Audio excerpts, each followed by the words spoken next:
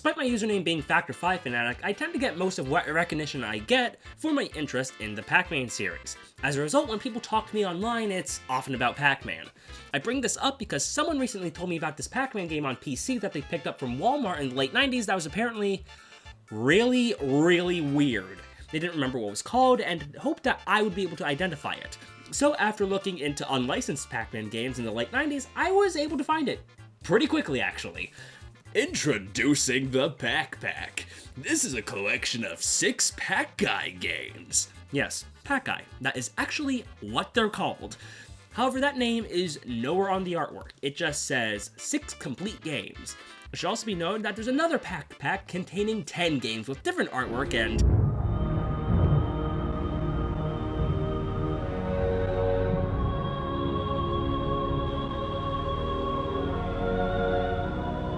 Watch out for the cruel burning ice! This cannot really be happening! Anyway, back to the cover that doesn't deplete my sanity meter to dangerously low levels. Pac is spelled exactly the same. The name Pac-Pack actually sounds like the sort of name an official Pac-Man collection pack would be called, and the character design, while badly modeled, still resembles the official design. So people picked this up back then under the belief that this was an official Pac-Man collection of some kind and paid money for it. My lord, is that legal? I will make it legal. Oh, and I'm sure that clip I just used is a total coincidence. Okay, so the legality of this is questionable, but that doesn't make the game inherently bad. Maybe this would be like the Great Gianna Sisters and it'll hold up on its own in addition to being blatantly like something else. Oh, no.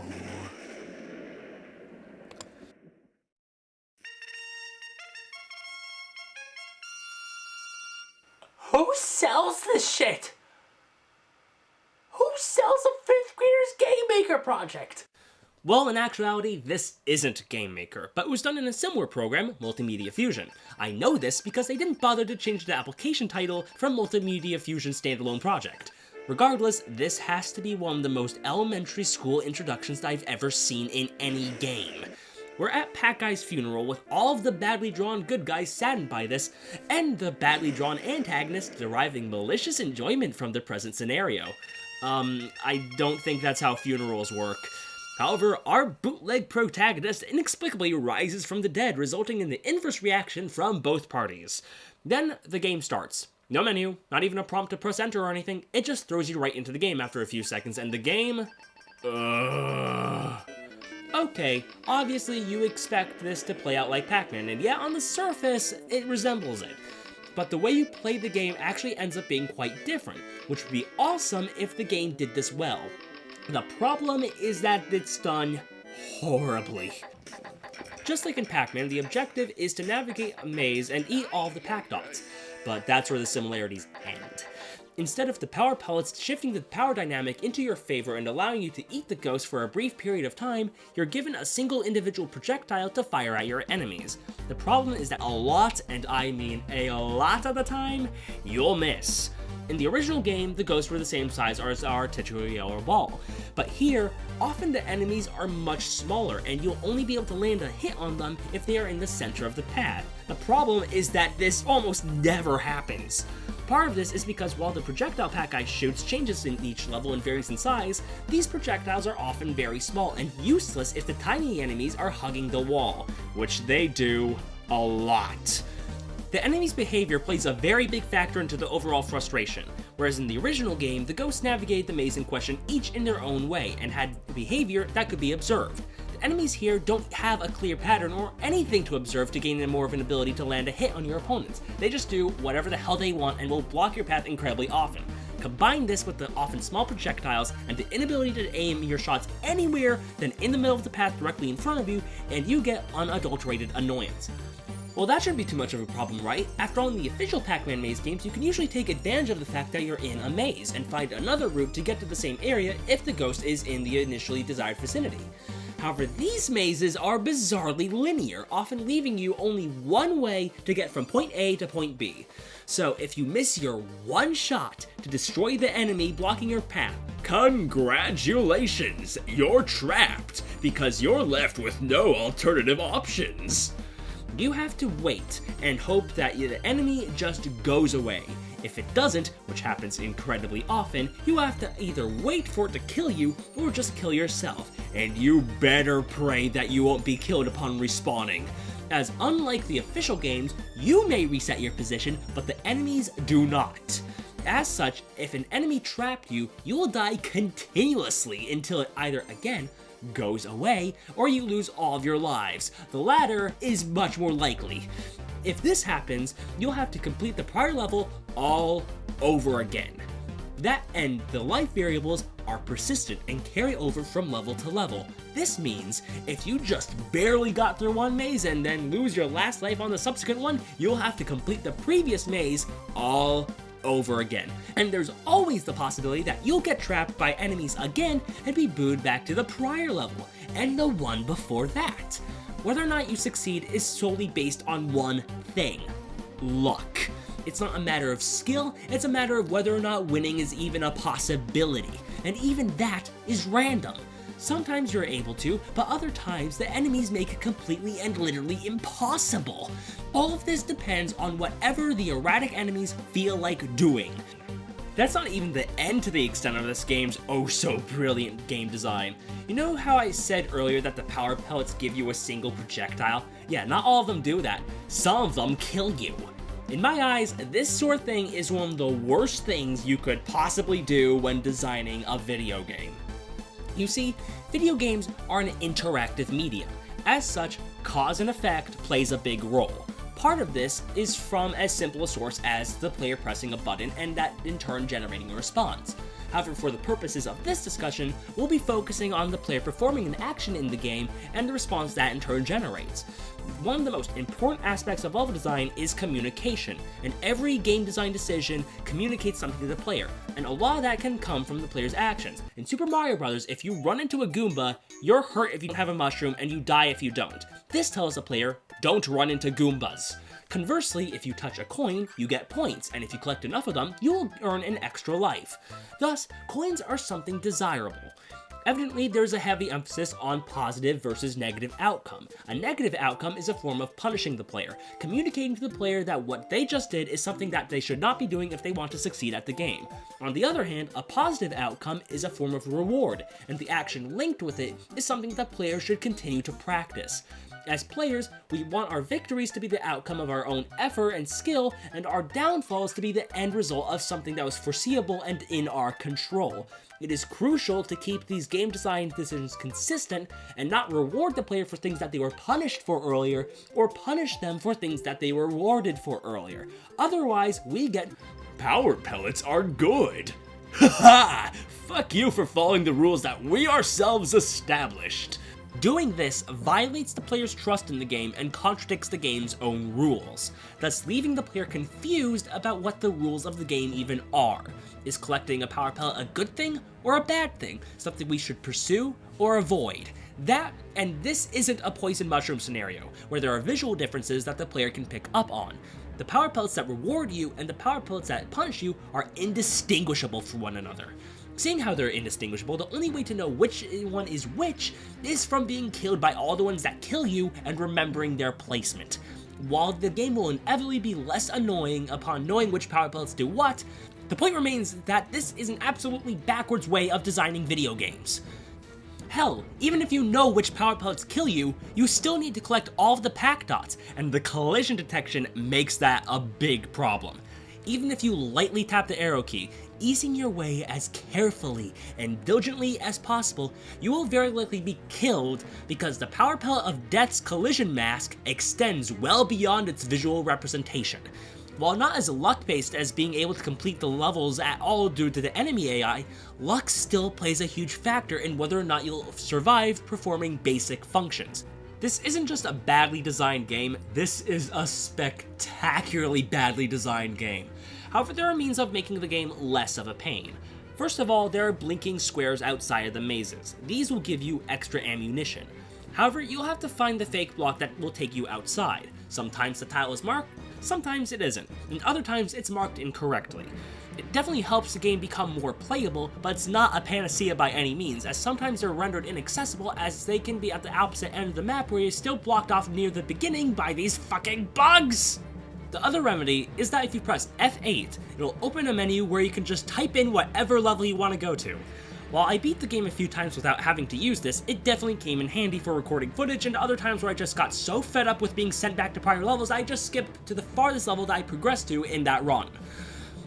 However, the longer I play this atrocity, the more that I just realize how intelligently thought out the original game is, and I end up wanting to play that instead. Despite that, this game can be very entertaining, albeit for entirely the wrong reasons.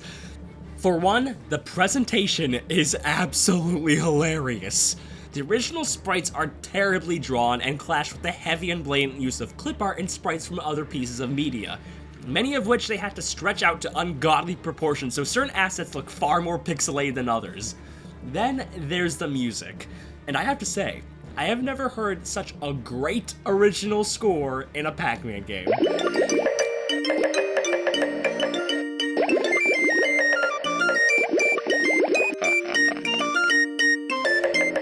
Yeah, this game just uses midis from the internet and doesn't even hide it.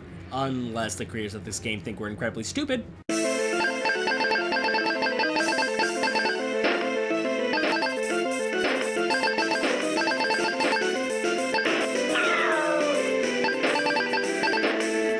Oh yeah, no one has heard that one before.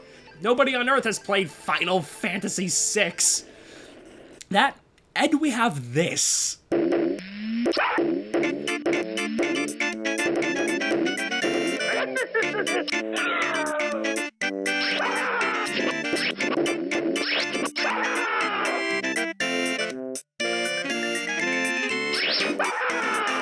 Finally, we have the plot.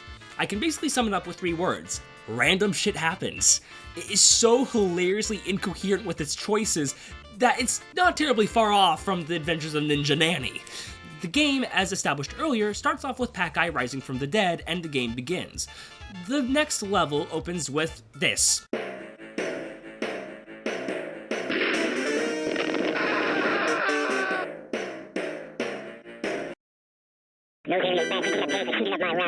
Okay. Eventually, some random guy enters the picture and asks Pac-Guy to follow him. Subsequently, he inexplicably turns into enemies.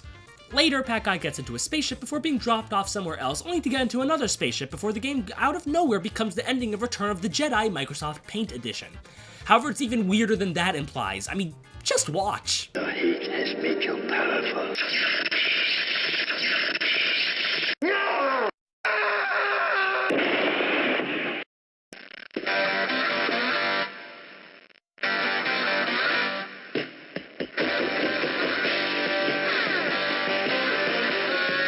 Then we blow up a planet, and now we're on Coruscant for some reason, and what?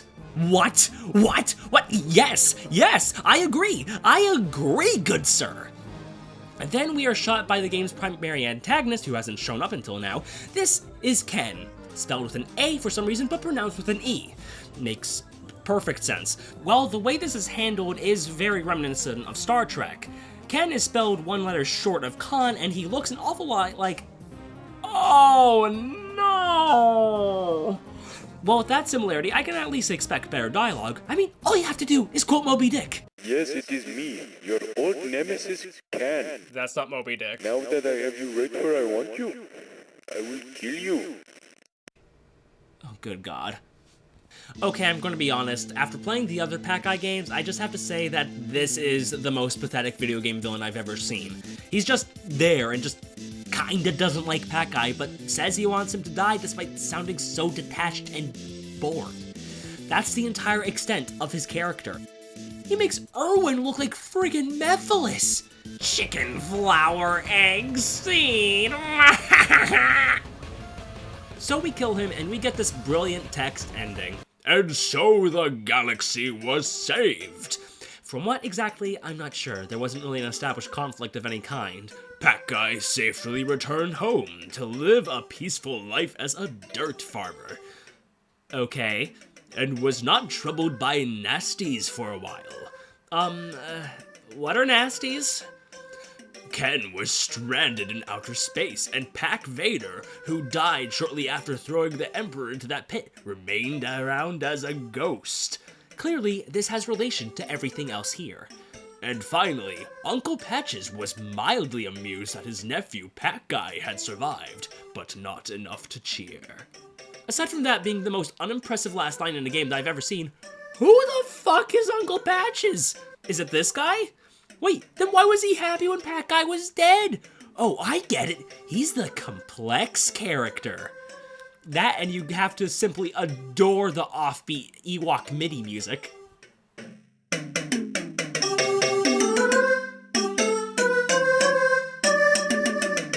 Again, this was clearly done by someone using an easy-to-use game engine who didn't have the know-how or the work ethic to make a decent game with it, despite this being a single-screen maze game being made with easier-to-use tools. Now, I don't have anything against these kinds of engines. On the contrary, I think there are strong advantages for their existence. That doesn't mean I say it's a replacement for traditional coding. Again, on the contrary, getting down and dirty with this stuff eliminates a lot of the limitations you'd otherwise have, and in the case of development teams who are insanely talented with that sort of thing, you can achieve the unthinkable with those means. However, the existence of game engines like Unity and GameMaker opened the doors for more people to make games. While one's ability to code really does have an impact on what kind of game you can make with what tools, it's not the only component to game development. Some people are more design-oriented, and if they're working alone, then using an engine like this will allow them to not only be able to focus on their strengths easier, but also provide more flexibility with working in multiple departments and still be able to make a polished game if they feel like trying. It allows more people to exercise their vision, and we can potentially get very unique games from this. Really, the central problem to most of the games that are made with these engines isn't the engine itself, it's the people using it just being lazy. I know this, because when I was younger, I was the exact same way. However, when I was in high school, I started putting more effort into my work and I was achieving far better results than I'd seen other people make using the same tools. The difference wasn't the tools, or even the programming really being that much more complicated. The difference was in effort. I'm also under the opinion that using easier tools gives you far less of an excuse to turn out a lazier end product. Even if you put quality to the wayside, then there's still the issue with the legality of all of this. On the official website, the developers claim that this game is a parody, but I have to ask, how is it a parody? A parody makes some sort of satirical comment on the subject or topic in question. None of the Pac-Guy games ever do this. And it's not like the Pac-Man series is devoid of things to satirize. Hell, instead of fighting against a stupid Star Trek ripoff, why not have the villain be a wrench? It'd be stupid, but it's a start. Instead of poking fun at issues of the source material while celebrating its strengths, it just takes the basic idea of the gameplay, gets it wrong, and just randomly throws in things blatantly from other franchises, but never does anything to comment on those either. It doesn't exaggerate or play around with the material, it just takes whatever material it wants and exists in a world of its own insanity. It doesn't tell jokes, and every decision comes across as done in earnest, with no noticeable effort to even try to be funny. This game is funny, but not in a good way, not for the right reasons. It's not clever, it's completely incomprehensible, and it's practically impossible to tell what the hell these guys were thinking when making this. In fact, that's not even the end to their incomprehensibility. If you look at their website, they describe why the Pac-Pack has been discontinued, and oh my, this is gold. At first, it seems very rational and logically sound. They establish that no legal action has been taken against them, but they want to take the high ground and remove Pac-Pack from store shelves. However, right off the bat, we get our first little bit of oddness. They cite Hasbro as the owner of Pac-Man numerous times without any mention of Namco. I mean, Hasbro did have a licensing agreement with Namco, but Namco was still primarily in control. However, that's the least interesting thing here. They say that while Hasbro didn't take any legal action against them, legal action was taken against E-Games for 3D Maze Man, and that game was subsequently pulled from store shelves. This caused Astral Entertainment to worry about what they were doing, and they pulled Pac-Pack from store shelves. but not without accusing Hasbro of using scare tactics against them, despite there being no evidence of any contact, and other parts of this message clearly suggesting the opposite of what they're currently claiming. They then continue by saying, and I quote because I can't make a word of this up, "Also, apparently Hasbro Interactive has begun selling a product called the Ultimate Pac-Pack. This would appear to be an infringement upon Pac-Pack, which is copyrighted by ValueSoft and Astral Entertainment. A deliberate attempt to make it seem that their product is related to my company's popular product that they had removed from store shelves. This is not illegal on their part, but like I stated previously, we are taking the high road out of this, which includes not taking any legal action against Hasbro Interactive." Nothing about what you said made sense.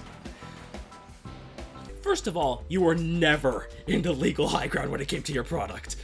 And they had an official licensing agreement with Namco, hence Hasbro was clearly in a position to do this. That and Pac-Pack, once again, isn't that creative a name for a collection of Pac-Man related titles, so it's quite possible that they came to that conclusion on their own. Hell, a few years later, Namco themselves released the Pac-Man Power Pack on the PlayStation 2, so this isn't even an isolated phenomenon.